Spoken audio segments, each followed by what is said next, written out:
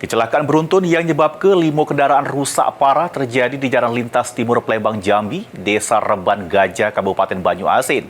Kecelakaan tersebut bermula pas mobil bus hilang kendali sehingga nomor mobil lainnya. Info terkini, ada kecelakaan di daerah. Kecelakaan lalu lintas terjadi di Jalan Lintas Timur Palembang Jambi, tepatnya di Desa Reban Gajah, kilometer 38, Kabupaten Banyuasin. Insiden ini melibatkan 5 kendaraan sehingga menyebabkan kerusakan parah. Menurut polisi, kecelakaan bermula pas sebuah bus yang melaju dari arah Palembang menuju Jambi diduga hilang kendali, kemudian nomor bagian buri Toyota Avanza yang berada di Jabonyo.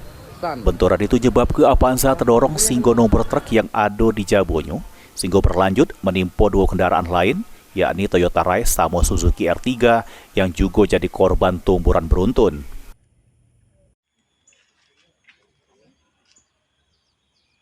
Itu yang terlibat kecelakaan tersebut yaitu kendaraan bus San yang datang dari arah Palembang tujuan arah Jambi, yang bagaimana pada saat itu kondisi jalan padat, macet, tidak berjalan. Namun pada saat kendaraan bus San berjalan hilang kendali dan menabrak kendaraan Avanza warna hitam, sehingga Avanza warna hitam ini terdorong ke depan dan menabrak kendaraan Koldiesel, kemudian Koldiesel menabrak kendaraan Toyota Raizi.